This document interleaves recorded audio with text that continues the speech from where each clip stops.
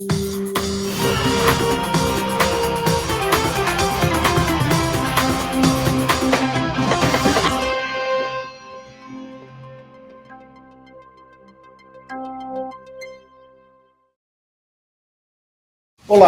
você já notou que quem assume a coragem e o compromisso de falar a verdade no veículo de comunicação acaba sofrendo ameaças, sendo atacado? Seja um jornalista, seja um veículo de comunicação. É sobre isso que a gente quer falar com você. Não importa quem seja, se a pessoa assume o compromisso de apontar desigualdades, privilégios, injustiças, acaba sofrendo tentativas de ser silenciado. Vamos falar sobre isso na quinta-feira, dia 5 de setembro, às 8 da noite, aqui no ICL. Eu vou receber o Eduardo Moreira, a Juliana Dalpiva e o Leandro Demore, sempre na mira dos poderosos, que não gostam que a verdade emerja, porque a verdade, como conhecimento, liberta. Como diz Frei Beto, a informação compromete.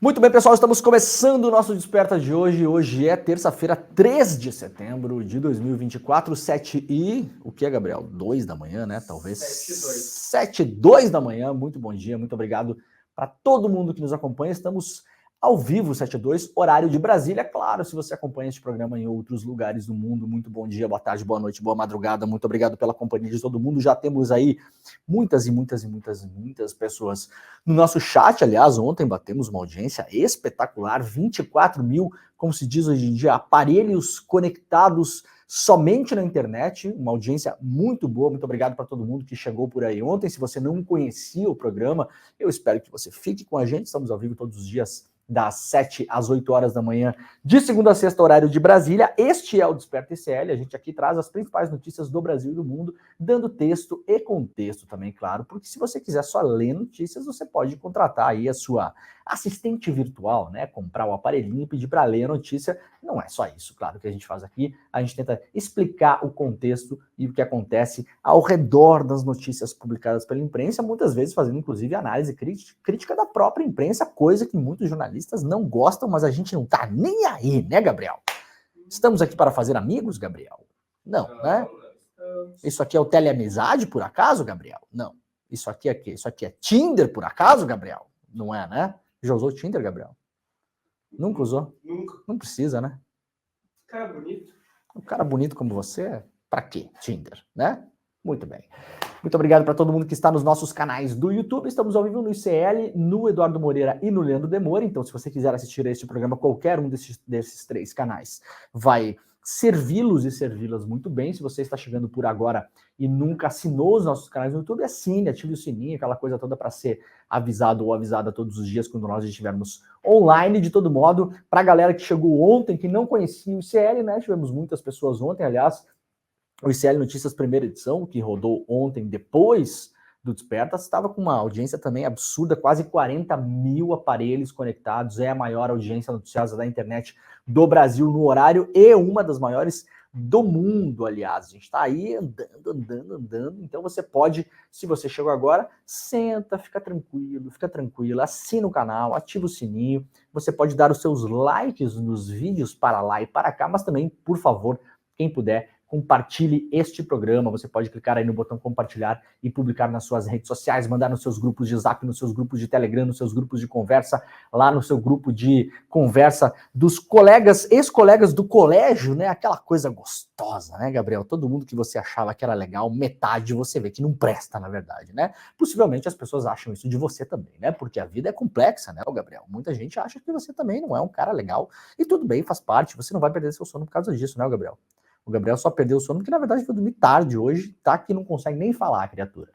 Muito bem, estamos ao vivo também em outras redes sociais por aí, na Twitch, no Instagram, e no Instagram e no Facebook também, claro. Por enquanto no Twitter não. Aliás, o Twitter já além de ter ido de arrasta para cima no Brasil, todo mundo está se desintoxicando, né? Todo mundo fugindo agora, já está baixando a adrenalina do relacionamento tóxico, né? As pessoas já estão entendendo que a vida de ninguém não muda absolutamente nada se você não usar o Twitter. Na verdade, ela melhora, né? A sua vida fica melhor, você tem mais tempo, você não fica brigando com as pessoas, não fica tretando, não fica respondendo pessoas idiotas, né? Então, a minha vida, na verdade, melhorou depois que o Twitter foi bloqueado no Brasil. Não que eu deseje que ele continue bloqueado, na verdade, seria muito bom que essa questão se resolvesse o mais rápido possível. No entanto, não irá. Quem viu o programa de ontem aqui, nós demos, aliás, quem não assistiu, hoje a gente não vai falar muito de Elon Musk, Twitter também, mas ontem, para quem não assistiu, recupere aí nos nossos canais do YouTube, porque a gente deu aqui um grande panorama do que está acontecendo no Brasil neste momento. Nós estamos sob ataque de um grupo de gringos e de brasileiros também. O Brasil está na mira neste momento. É um momento histórico importantíssimo para o Brasil. E quem está lendo essa história do Elon Musk aí, primeiro que não é só ele, né? Primeiro que não é só ele. O Elon Musk, aliás, um mês atrás, mais ou menos, né? A lista de pessoas que ajudaram ele a comprar o Twitter, ela foi divulgada por conta de um processo judicial nos Estados Unidos. Até pouco tempo atrás era uma lista secreta. Então saibam que o Elon Musk se movimenta com a parceria de quase 100 pessoas aí, a imensa maioria deles bilionários, que vai de magnatas do Vale do Silício a príncipes da dinastia do Reino da Arábia Saudita. Então há vários interesses econômicos aí rodando em torno do Elon Musk. Ele não é... Aliás, gente, para de falar que Elon Musk é burro, é maluco. Então, ser maluco possivelmente seja, né? Mas eu vejo muita gente caindo, né? Ah, que burro, ele fez tal coisa, não sei o quê. Gente, ninguém fica bilionário sendo burro, tá? Pode ser idiota, mal intencionado, falar um monte de groselha, defender pautas absolutamente indefensáveis, pelo menos do meu ponto de vista. Agora, burro esse cara não é, e sozinho ele não está agindo. O Elon Musk saiu da toca, convocou pessoas para o 7 de setembro, falou que a Kamala Harris, se ganhar a eleição dos Estados Unidos, vai transformar os Estados Unidos em um país comunista. É um operador político com vista aos seus negócios. Ontem a gente deu um panorama geral aqui de toda a treta, colocando, né, a conversa numa outra linha que não seja em cima da bobajada da liberdade de expressão, que é a farinha que o Elon Musk fica vendendo por aí no mundo todo, né? Aliás, na Europa também, né? Aquela história que ele usa muito aqui, ele e os seus tecladinhos de aluguel, né? Elon Musk, como é que é no Brasil? Brasil manda solicitações secretas para o Twitter. Ele está usando a mesma palavra na Europa, né? Solicitações secretas. Olha, Gabriel, quando eu sou intimado, muitas vezes, nos processos que eu preciso responder, elas também são secretas, né? O que o Elon Musk quer dizer com secretas? Porque que elas não estão publicadas no Twitter, né? As intimações que eu recebo, eventualmente, para responder a processos, o que acontece com alguma frequência, também são secretas. Veja o jogo de palavra deste vagabundo chamado Elon Musk, né? Usando a mesma coisa na Europa, está sob investigação pela comunidade europeia, pode, inclusive, esse ano ainda ser condenado por coisas muito próximas do que ele vem fazendo no Brasil. A primeira condenação de largada pode ser uma multa de 6% do faturamento do Twitter na União Europeia. No limite, o Twitter, inclusive, pode ser bloqueado na União Europeia. Essa discussão está rodando pelo mundo todo. Ontem fizemos esse grande panorama, então quem quiser, recupere o Desperta de ontem, está aí nos nossos canais. Olha só, tá chegando o dia, na quinta-feira, né, Gabrielzinho? Quinta-feira, às 8 horas da noite, teremos mais um super evento online, ao vivo, exclusivo, grátis, para o mundo todo, aqui no ICL, o evento, o preço da independência. Quanto custa em termos anímicos, né? Bonita palavra, né? Em termos anímicos, você fazer jornalismo independente no Brasil, como a gente faz no ICL. Ah, mas Leandro, o que é independente? Independente que o ICL não é como o conglomerado Folha Wall, que pertence a um banco, não é como a revista Veja, que pertence a um outro banco, não é como o site lá do Infomoney, que pertence a um outro banco, né? E todo mundo já sabe que o território da imprensa brasileira foi comprado, foi cooptado por grandes bilionários que vão aí manuseando seus interesses conforme outros negócios que eles têm. Todo mundo sabe que o ICL não aceita patrocínio, nem público, nem privado, não temos nenhum anunciante, não temos nenhum banner, não temos dinheiro de lugar nenhum, a não ser da nossa imensa comunidade que ajuda a manter aqui o nosso jornalismo, e isso, claro, tem um custo pessoal, profissional, para muitos de nossos colegas. Eu vou estar junto lá no estúdio em São Paulo, na quinta-feira. O evento às 8 horas da noite será ao vivo. A gente vai mostrar a primeira parte de um documentário que a gente fez, uma série documental sobre independência jornalística, as ameaças, as pressões, os processos judiciais, as investigações ilegais promovidas pela BIM paralela do senhor Bolsonaro. Não nos esqueçamos, né? Tá todo mundo com Elon Musk na cabeça aí. O Brasil passou por um período complicadinho aí nos últimos tempos. Esse senhor que é apoiado, inclusive, por esse bilionário golpista norte-americano. Tudo isso a gente vai tensionar os argumentos. A gente vai mostrar primeiro a primeiro capítulo da série documental. Depois vamos fazer um super papo nesse dia da independência jornalística, dia 5, quinta-feira, às 8 horas da noite. Estarei lá com Roberta Garcia, Chico Pinheiro, Edu Moreira e a Juliana Dalpiva. Para participar deste evento, basta fazer sua inscrição. É só colocar o seu e-mail lá em despertaicl.com.br, despertaicl.com.br, coloca o seu e-mail, clica em garantir vaga e tá feito. Não precisa fazer cadastro, nem coisa nenhuma. É colocar o e-mail porque nós vamos avisar as pessoas por e-mail, né? Um pouco antes, a gente manda o link para todo mundo poder tá ligado e tá ligada e compartilhar e estar com a gente na quinta-feira, às 8 horas da noite, tá bom? despertaicl.com.br, tá chegando o dia, daqui a pouco vamos pegar mais um avião, né? Eu já tô voando mais que o dono da Gol, né? Fala, Gabriel, o que você precisa de mim? Só dar uma arrumadinha no microfone. Tá batendo aqui isso aqui? Tá batendo. Muito Ele bem. descolou um pouquinho. Bota aí. Parará. Aqui, como diria o Faustão, quem sabe faz ao vivo, né, o Gabriel? Uhum. O Gabriel tá fazendo uma cirurgia praticamente aqui. Fomos? Beleza. Vamos. Aí, garoto. Muito bem. Vamos lá então, rapaziada. Com onda de calor, 17 capitais devem ter máximas acima dos 30 graus nesta terça-feira. Portanto, preparem-se, porque o dia vai ser, de fato, quente em vários lugares do país. Com uma forte onda de calor atuando sobre o Brasil, ao menos 17 capitais devem ter máxima acima dos 30 graus nessa terça-feira. Segundo o INMET, as capitais do Centro-Oeste são as que mais devem registrar as maiores marcas. De acordo com o meteorologista da Climatempo, Fábio Luengo, as máximas podem superar, inclusive, 40 graus em algumas cidades.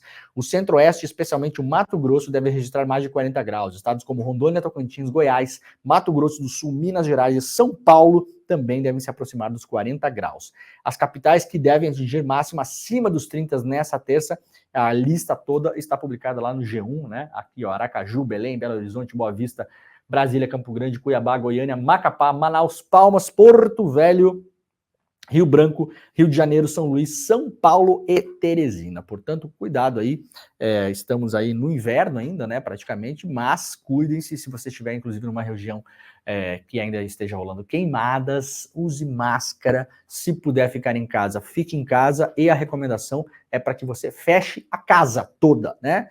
Feche a janela, feche a porta, porque não é só a fumaça, é a fuligem também, depois ela entra na sua casa, se acumula nos móveis, nas roupas, em todos os lugares, a gente passa a mão naquilo sem ver, muitas vezes é imperceptível, leva a mão à boca, aos olhos, ao nariz, às orelhas, e aí pode ter problemas sérios no longo prazo, inclusive doenças cardiovasculares, por conta das queimadas.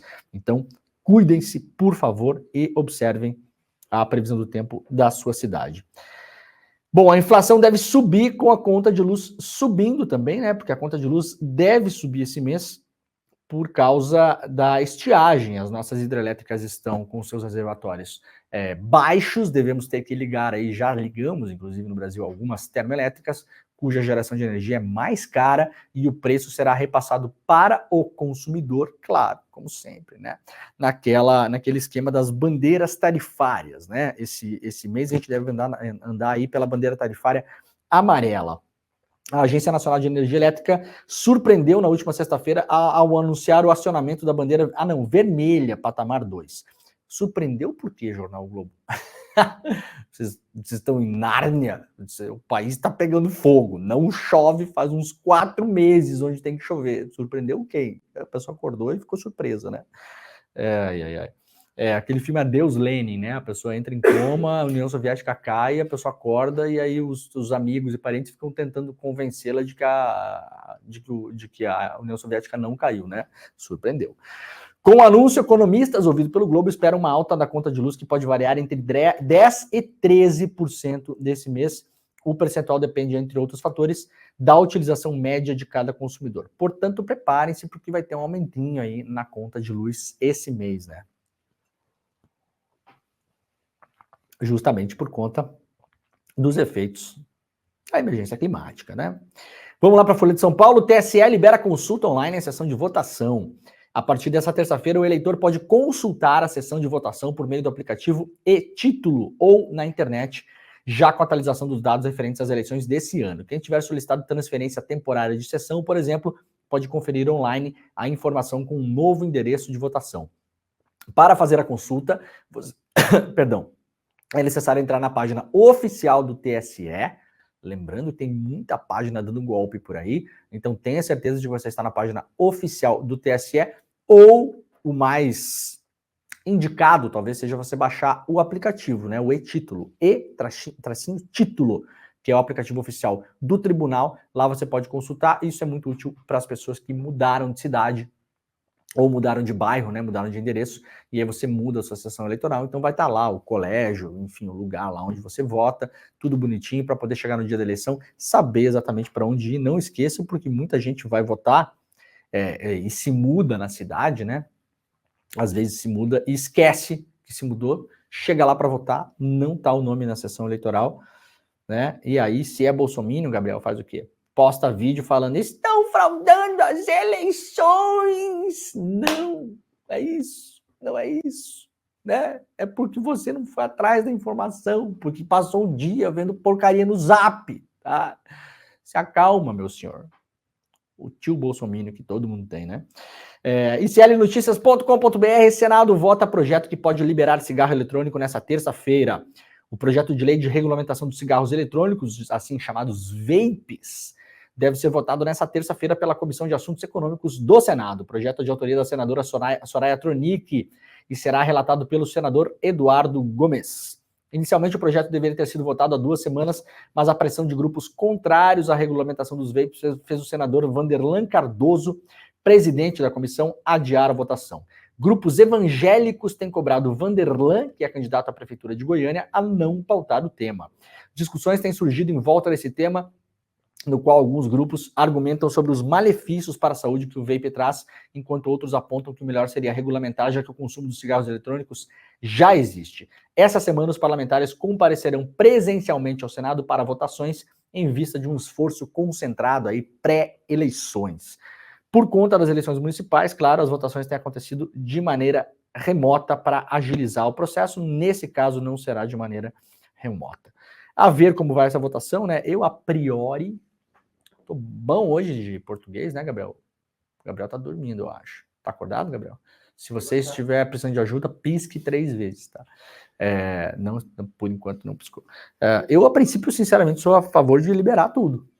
Tudo. Porque eu nem sabia, vejam a minha ingenuidade, eu nem sabia que vape era proibido no Brasil.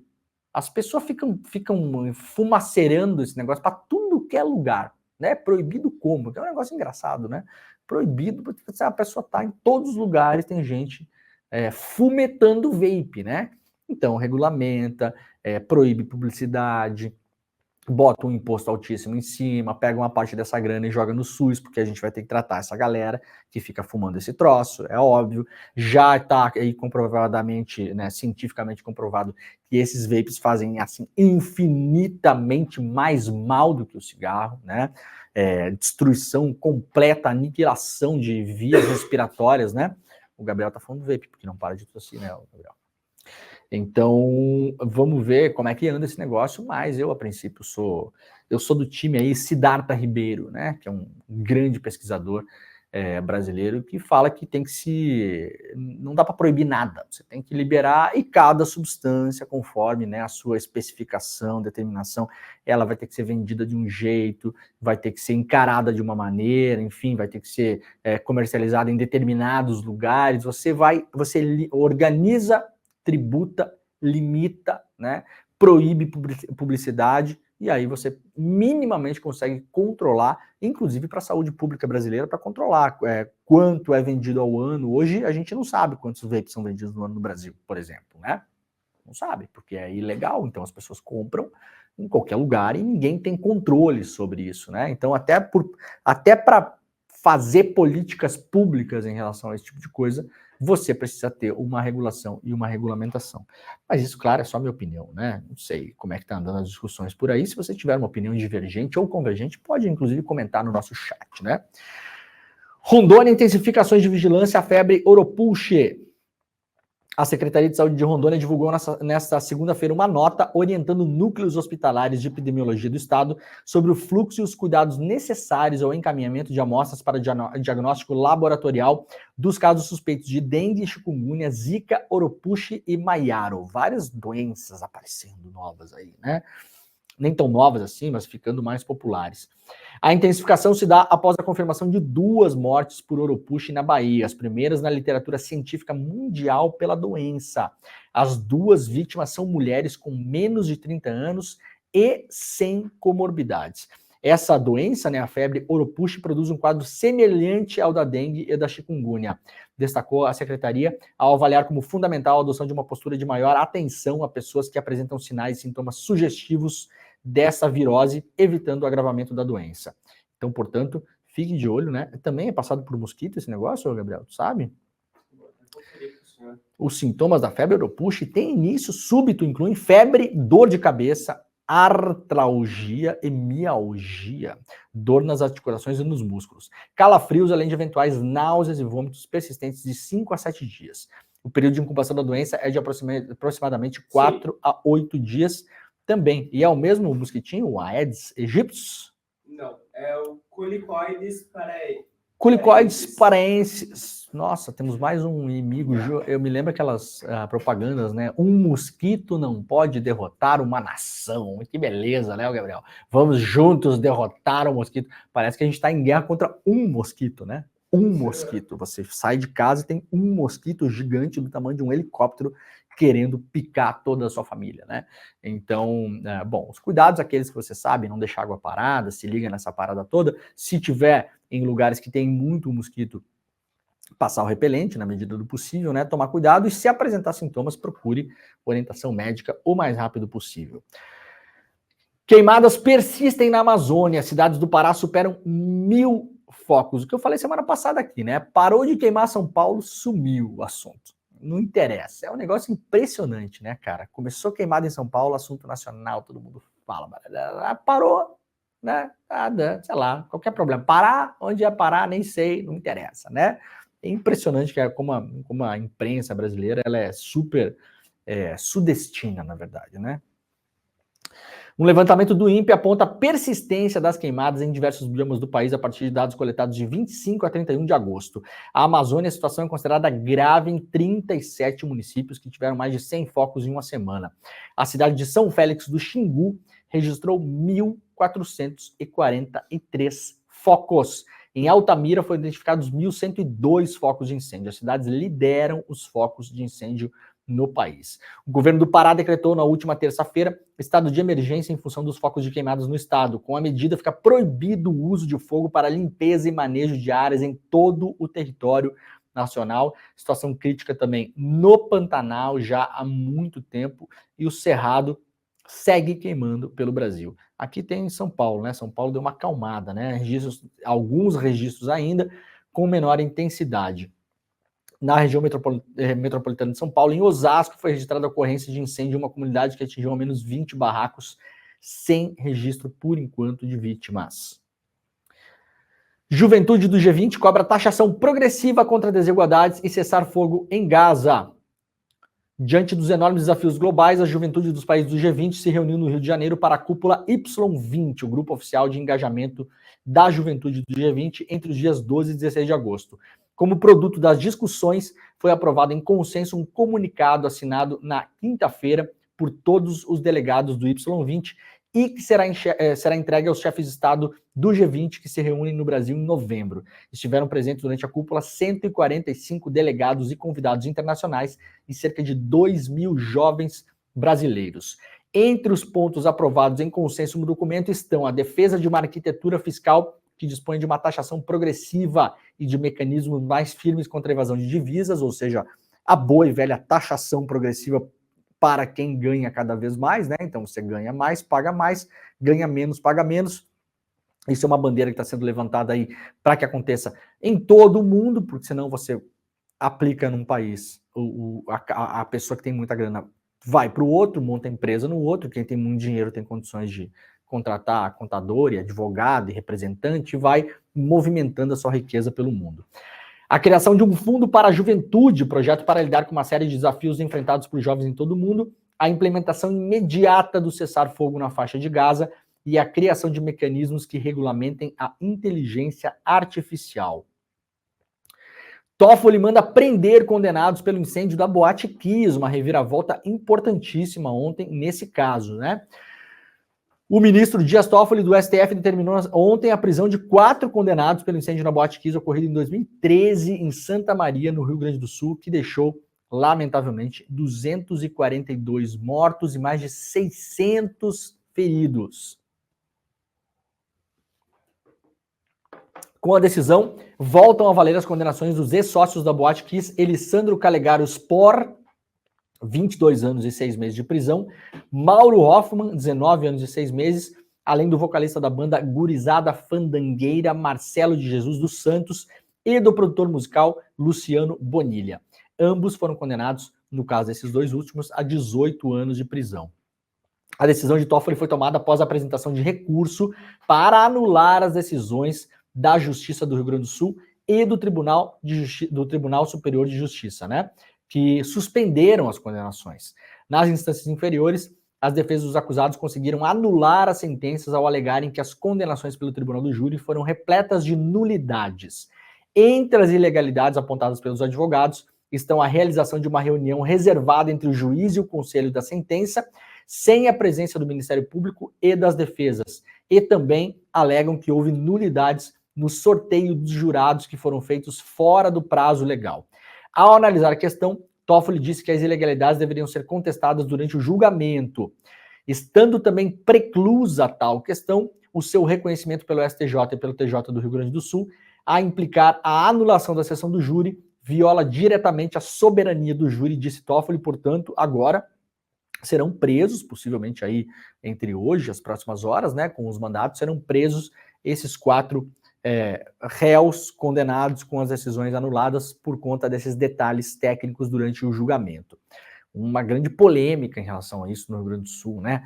Juristas de vários lados defendendo uma coisa e outra, e enquanto isso, as famílias das vítimas da Boate Kiss e as pessoas também que conseguiram escapar lá, várias pessoas com sequelas gravíssimas até hoje, ali no meio, esperando justiça, enquanto isso não se desenrola, desde 2013, né? Estamos em 2024, portanto, 11 anos. 11 anos. E aí uma decisão do STF, no ponto de vista do julgamento, super polêmica, que vai dar o que falar nos próximos tempos, a ver também como isso se desenrola. Número de mortos pela polícia sob Tarcísio tem 7ª alta consecutiva em São Paulo. As polícias civis e militares mataram 432 pessoas de janeiro a julho deste ano, segundo dados levantados pela Secretaria de Segurança Pública de São Paulo. Isso significa um aumento de 56% no número de pessoas assassinadas durante a gestão de Tarcísio de Freitas e do seu secretário de Segurança Pública, Guilherme Derrite. Só em julho, as mortes passaram de 56 para 59, comparação em 2004 e 2023. A maioria das histórias de mortes causadas por policiais contadas pela Ponte, que é o nosso site parceiro que publica com a gente aqui no ICL Notícias, foram de vítimas da Operação Verão, que ocorreu no último trimestre deste ano na Baixada Santista.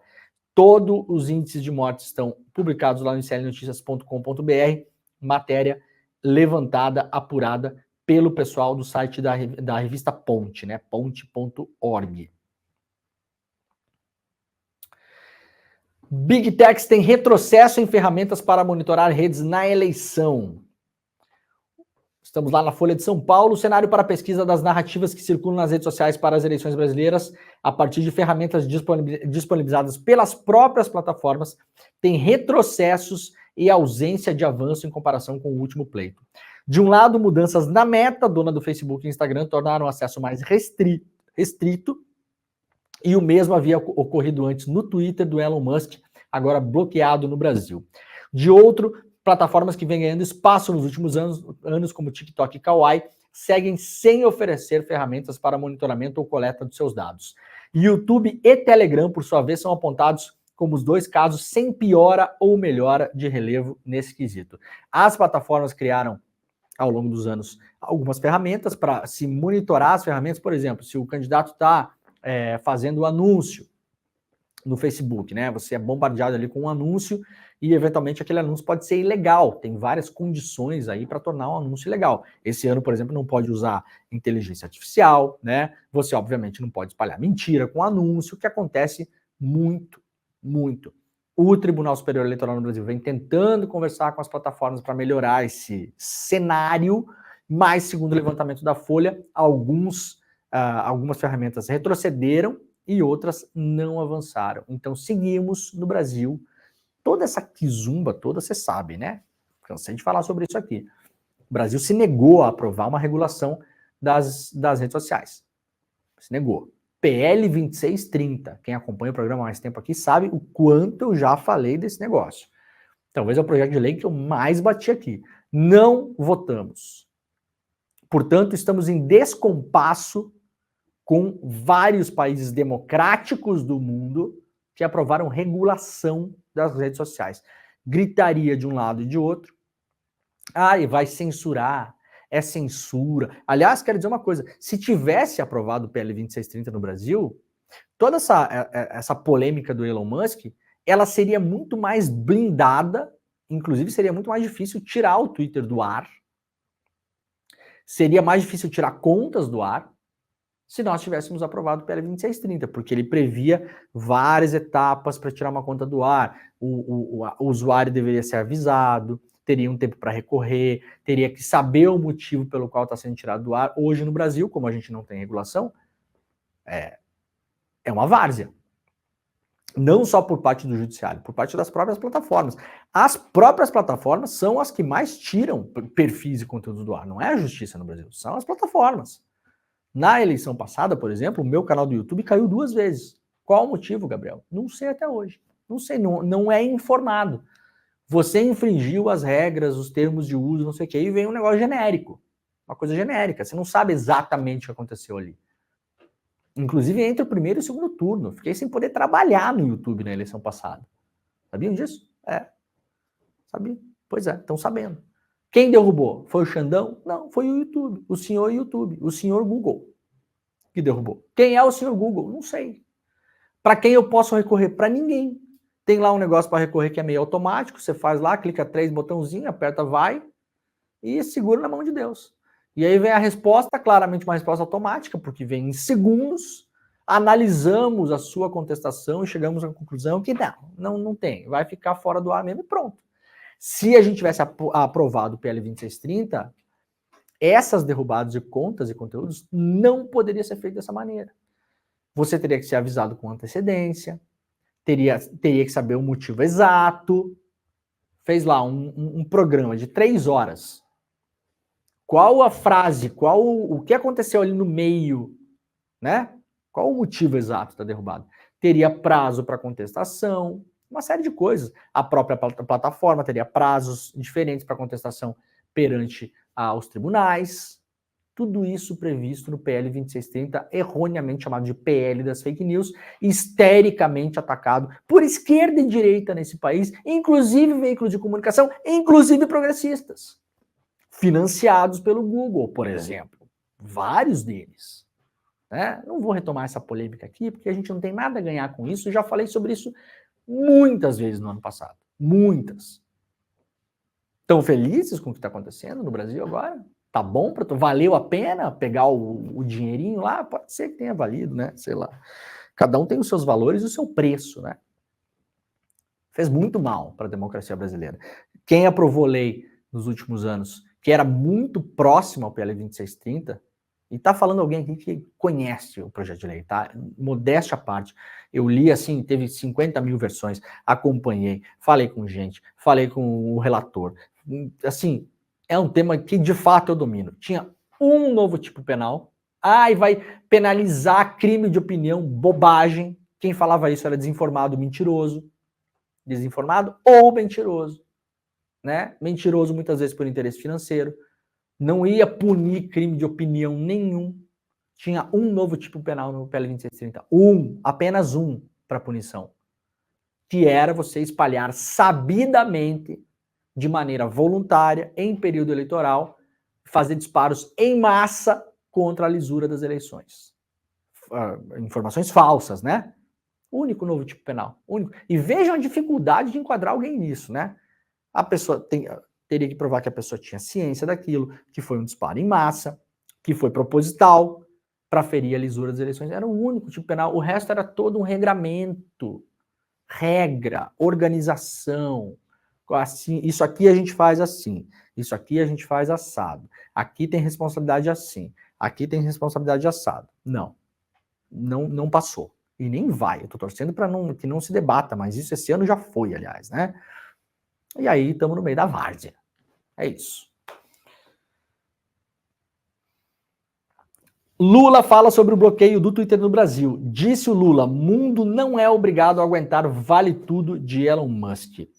O presidente Lula afirmou na segunda-feira que a decisão do STF, que manteve a suspensão do Twitter no Brasil, é um sinal de que o mundo não é obrigado a aguentar o vale tudo da extrema-direita e do empresário Elon Musk. A justiça brasileira pode ter dado um importante sinal, disse Lula, de que o mundo não é obrigado a aguentar o vale tudo da extrema-direita de Musk só porque ele é rico, disse o Lula ao portal de internet da CNN Brasil. Segundo a publicação, Lula ainda disse ter ficado satisfeito com a decisão do STF e minimizou os prejuízos para o país, acrescentando que milhões de usuários estão procurando redes sociais alternativas. Essa foi a primeira manifestação do Lula depois da decisão do Alexandre de Moraes. Ele já havia dito antes que o Musk deveria respeitar a legislação brasileira. Tá correto, Lula, no conteúdo. Eu, sinceramente, acho que não deveria se meter nesse assunto. Esse assunto é lança-chamas de imagem pública, porque a maneira como está sendo comunicado é um inferno isso aí. O Elon Musk está convidando pessoas para o 7 de setembro, sabia? Tá lá. Ué, mas não é um cara, um empresário que não sei o quê, não, é um militante da extrema-direita internacional, gente. Olhando para os seus negócios. É isso que é esse cara. É isso, um cretino, trabalhando para desestabilizar a economia brasileira. Já falou, inclusive, publicamente, que não vai parar de criar caos e bagunça até o final do governo Lula. Então é contra o governo Lula. Não tem nada a ver com liberdade de expressão, com STF, com legislação, nem nada. Está criando caos de modo proposital, dito por ele mesmo. Postou, aliás, ontem no Twitter, uma foto de uma manifestação bolsonarista do ano passado, como se fosse ontem. Colocando uma coisa tipo assim, é assim que as pessoas estão reagindo aos abusos, né, do Xandão, sei lá o que, eu não lembro a frase, mas postou dando a entender. Você imagina pro público gringo lá, que não sabe nem onde fica o Brasil, tá? E não é demérito algum pra gente aqui, porque a gente também não sabe onde é que fica um monte de coisa. Sabe onde é que fica as Filipinas, Gabriel? As Filipinas? É. Não vale dizer na Ásia, porque na Ásia fica metade do mundo, né? Na Ásia. Sim, na Ásia fica metade do mundo. É óbvio, né? Sabe onde é que fica a Argentina? Na América Latina. Não vale, né? Então também não tem problema. Lá fora as pessoas se informam sobre o Brasil de maneira muito reduzida, gente. Chega assim a redução da redução da redução da redução. Aí o cara posta na rede social na qual ele é dono, claramente vai lá e aperta todos os botõezinhos para distribuir para todo mundo, porque ficamos refém do algoritmo nós, não ele, né? Notem, todas as coisas que são postadas pelos pistoleiros de aluguel do Elon Musk no Twitter têm mais alcance do que o resto. Não é por acaso, óbvio. Óbvio que não é. O cara vai lá e manda os técnicos, não, isso aqui não tem algoritmo, isso aqui entrega para todo mundo. Botando uma foto de manifestação como se o Brasil estivesse nas ruas contra a ditadura do Xandão. E falou que não vai parar de fazer isso enquanto durar o governo Lula. Então, claramente um ataque ao governo, ao país, à soberania, à nossa economia. Nós estamos no meio de uma guerra. Estamos no meio de uma guerra. Quem analisa essa questão, assim, para o bem e para o mal, mesmo que seja para defender e tal, não sei o quê, somente sob o prisma da liberdade de expressão, está comprando farinha do Elon Musk. A chave de leitura não é essa. Já mostrei ontem aqui, inclusive. Aliás, o Jornal Nacional, aliás, tem muita gente assistindo Desperta, hein? Porque a gente fala as coisas de manhã aqui e os argumentos eles vão se espalhando ao longo do dia, né? Não, fico muito lisonjeado, inclusive.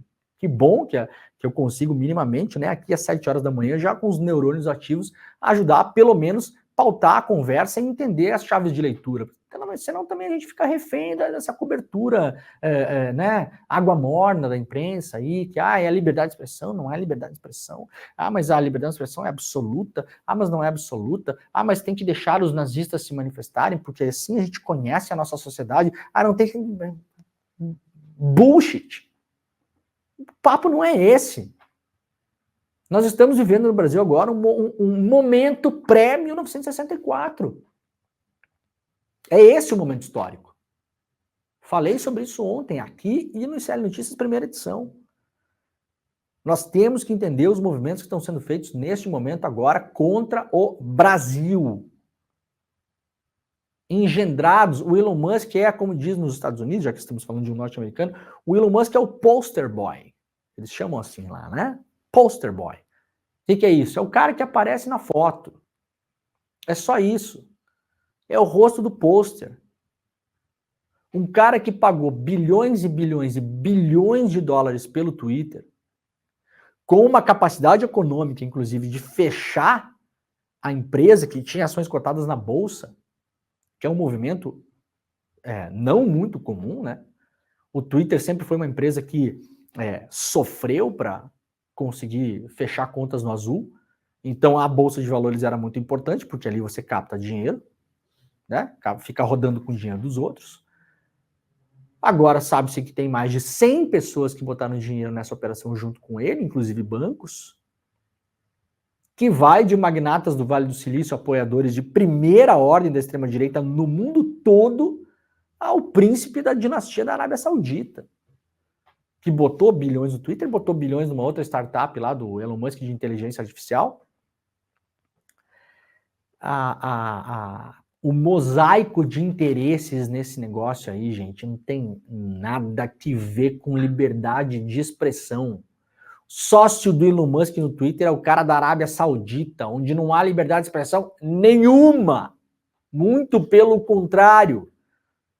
As redes sociais da Arábia Saudita são usadas para descobrir, perseguir, prender pessoas. Né? Agora, eu acho que o governo tinha que se manter afastado disso. Sabe por quê? Porque a ideia dessa gente ruim é justamente colar no governo Lula as decisões. E pintar o governo Lula como um governo ditatorial lá fora. Comparar o Lula ao Maduro. Essa é a ideia dessa gente. E aí, se o governo se manifesta, reforça a ideia de que o governo que controla o STF, e aí a notícia sai lá fora, ninguém vai ver, gente, o que é STF, governo e tal. Se eu trago para vocês aqui que é, por exemplo, Turquia, né? Turquia manda bloquear 50 perfis de opositores curdos no Twitter. O que acontece, inclusive, aconteceu. E o Elon Musk bloqueou, sem reclamar. Porque tem interesses lá no país, porque quer montar uma fábrica da Tesla lá. A parça do Erdogan, né? Se a gente traz uma notícia assim para cá, que é comum o jeito de trazer, a gente não sabe Turquia. Quem é a Turquia? É uma prefeitura?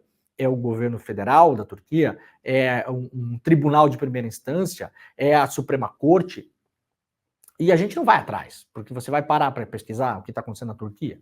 A gente tem mais o que fazer também, né? Tem que rodar a vida aí, né? Entenderam? Então a maneira como é divulgado lá fora, muitas vezes ela é perigosa, porque a imprensa internacional tá levando bem essa história, pelo que eu tenho acompanhado, né? O Musk é um cara que não tem moral nenhuma, então também ninguém acredita nas coisas que ele fala, então ninguém acredita na imprensa, a grande imprensa global aí, Washington Post, New York Times, The Guardian, Corriere della Sera, La Stampa, Le Monde Diplomatique, El País, Telegraph e tal. Ninguém compra a ideia que o Brasil é uma ditadura, porque quem está falando é o Elon Musk, e todo mundo sabe que é um picareta. Então a chave de leitura, pelo contrário, Elon Musk agora sendo enquadrado pela lei em vários países, essa é a chave de leitura. Agora, quando o Lula fala, isso vira notícia. E aí começa a virar o barco para o entendimento de que a censura, entre aspas, vem do governo. Né? Eu acho que não precisa. Mas tudo bem, o Lula achou que precisava. Tudo certo. Deixa eu puxar uma coisa aqui, peraí. Aqui. Pressão aumenta sobre Netanyahu por acordo para a libertação de reféns, né? O Netanyahu vem sofrendo uma forte pressão nos últimos tempos, com manifestações na rua para finalmente fazer a negociação, fazer um cessar-fogo, organizar isso em Gaza. E no meio dessas pressões, duas coisas importantes aconteceram. Primeiro, uma notícia publicada ontem pelo UOL.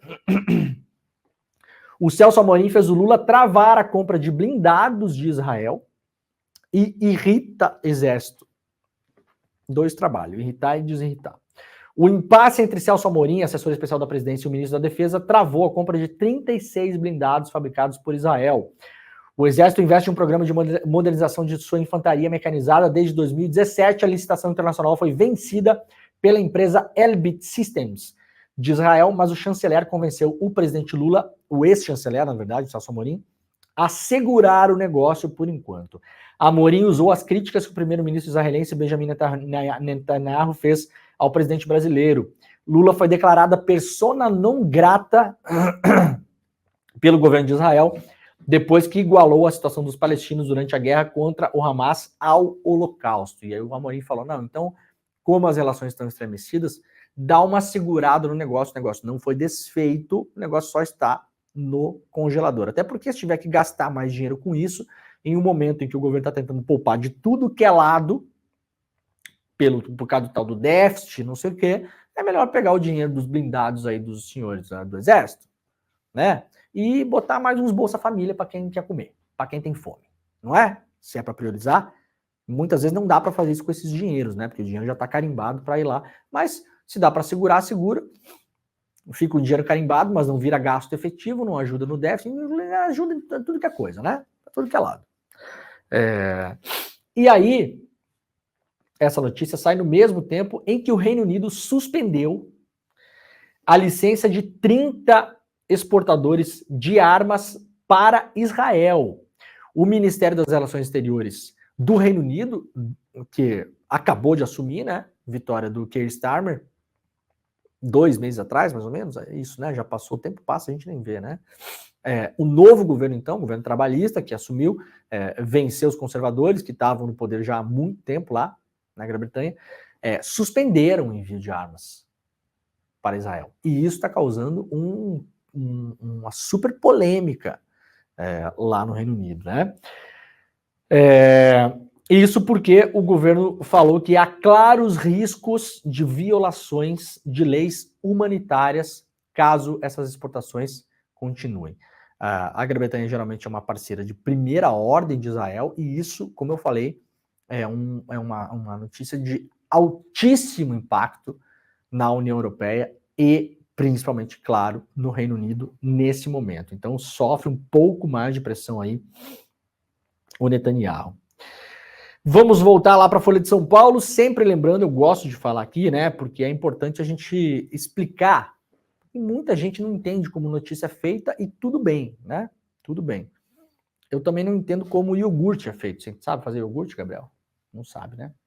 Minha avó sabe. A tua avó sabe, então a gente pode ligar para ela. Mas não tem problema você não entender como as coisas são feitas, né, porque cada área tem a sua técnica, né? Então, notícia, né? Notícia, você sabe, né? Não é uma decisão da natureza, né? Não foi Deus que criou no 8º dia a notícia, né? Notícia é uma decisão humana, né, gente? Os acontecimentos estão aí, várias coisas acontecem ao nosso redor o tempo todo. Mas nem tudo vira notícia. Então, notícia, primeiro, é uma escolha humana. Então, qualquer notícia já é editorializada. Agora, a Folha de São Paulo vem editorializando muito as suas notícias nos últimos tempos. Principalmente não, mas muito também em relação à Venezuela. Então, eu vou ler a manchete da Folha, mas em outros lugares não é assim que sai. Inclusive, nem nos jornais dos Estados Unidos o Maduro é chamado de ditador, é chamado de autocrata, né? O New York Times e o Washington Post chamam o Maduro de autocrata. A Folha chama de ditador. A manchete é o seguinte: ditadura de Maduro manda prender Edmundo Gonzalez. A Justiça da Venezuela emitiu na segunda-feira uma ordem de prisão contra Edmundo Gonzalez, de 75 anos, o candidato que representou a coalizão opositora nas eleições, da qual Nicolás Maduro foi declarado vencedor. O pedido de prisão foi feito pelo Ministério Público, liderado pelo procurador-geral Tarek Saab, dias depois de Gonzalez ignorar pela terceira vez uma intimação da Justiça para que prestasse depoimento no escopo de uma investigação iniciada após opositores acusarem fraude no pleito. A audiência mais recente foi marcada para a última sexta-feira, quando a Venezuela sofreu um apagão em todo o país. Gonzalez, que concorreu após a líder da coalizão, a opositora Maria Corina Machado, ser proibida de disputar a eleição, afirmou em outras ocasiões que o Ministério Público atua como um acusador político e que seria submetido a um processo sem garantias de independência ou o devido processo legal, caso comparecesse na audiência. Um porta-voz de Gonzalez, mencionado pela agência de notícias Reuters, disse que ele não havia sido notificado de qualquer mandato de prisão ainda. A notícia saiu, mas segundo o porta-voz do opositor do Maduro, ele não tinha sido formalmente notificado ainda.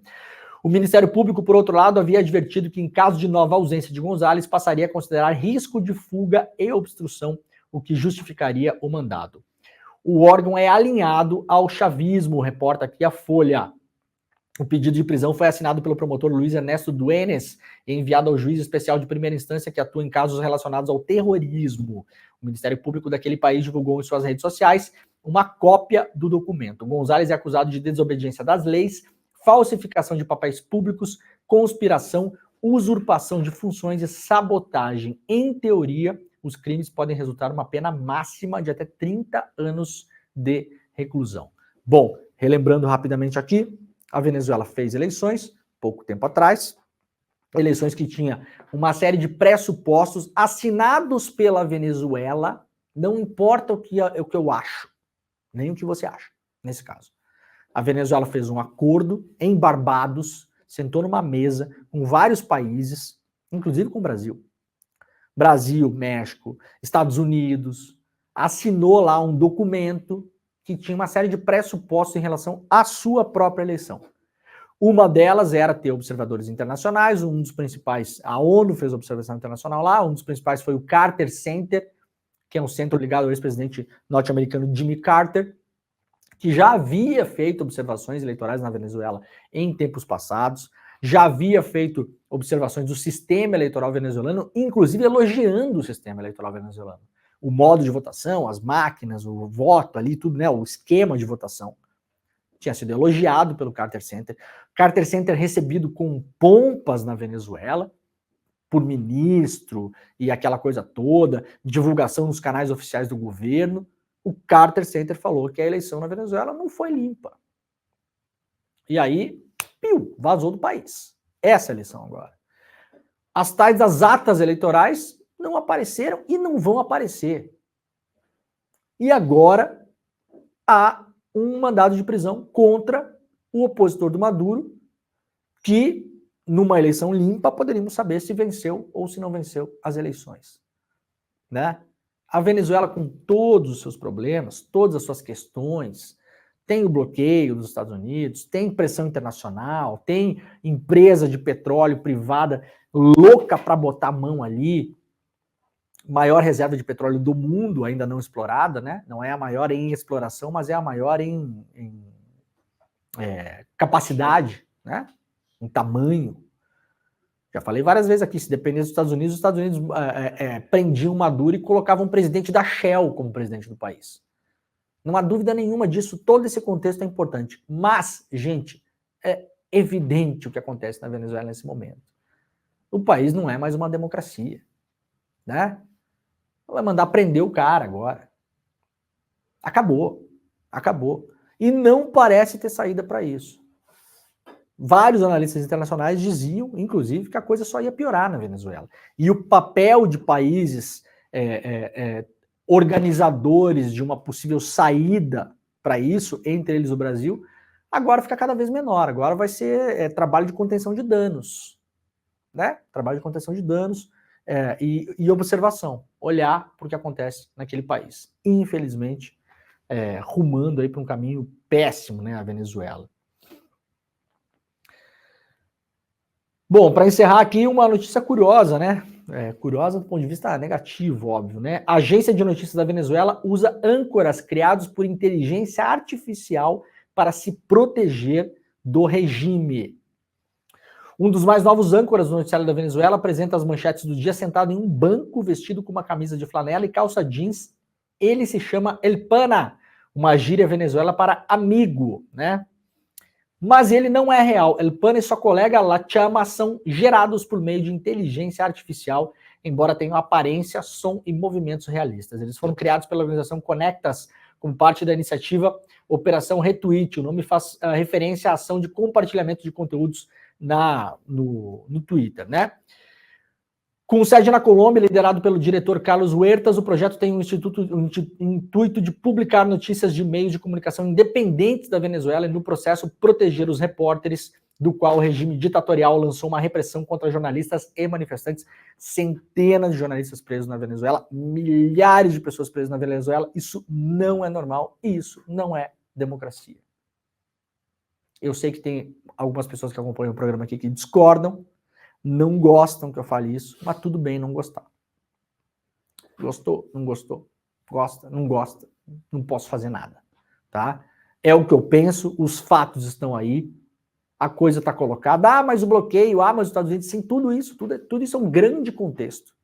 É um grande contexto. Mas a coisa está colocada como ela está colocada. Tá bom, hein? Então tá, rapaziada, o programa está acabando. Lembrando, hoje é terça-feira, portanto faltam 2 dias para o nosso super evento sobre independência jornalística. Quinta-feira, 8 horas da noite, ao vivo, exclusivo, grátis, online, para o mundo inteiro.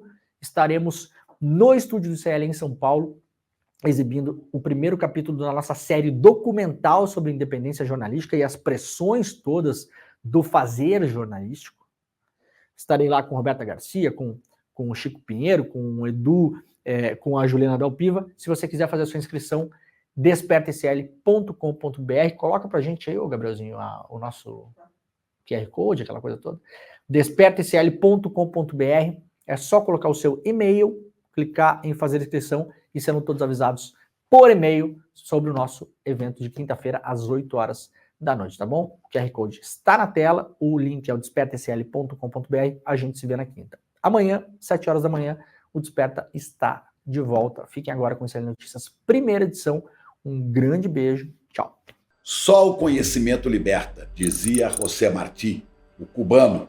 Frei Beto completa e a informação compromete. Mas qual a independência de um jornalista ou de um veículo de comunicação para ser realmente independente e, com a sua informação, levar a compromissos das pessoas? Veículos e jornalistas que resolvem enfrentar os grandes interesses dos poderosos costumam pagar caro por isso.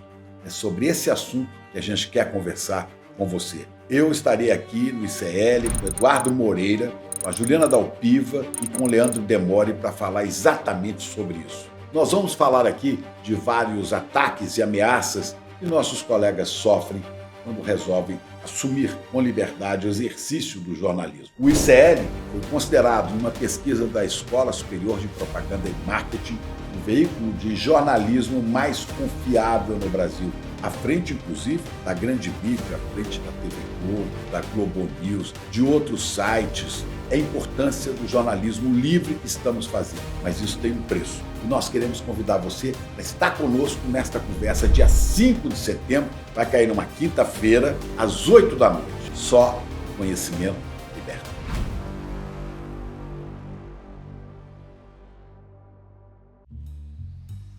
O que a morte de um estudante, de um adolescente em situação de vulnerabilidade, nos diz sobre como acontecem os processos dentro das escolas de elite e, mais do que isso, na nossa sociedade. Eu conversei sobre esse assunto no Em Detalhes de hoje com a Vera Iaconelli, que é psicanalista, colunista da Folha de São Paulo. Ela falou sobre isso num artigo na Folha. É hoje, a partir das 10h30 da manhã, depois do ICL Notícias Primeira Edição. Te espero aqui no Em Detalhes.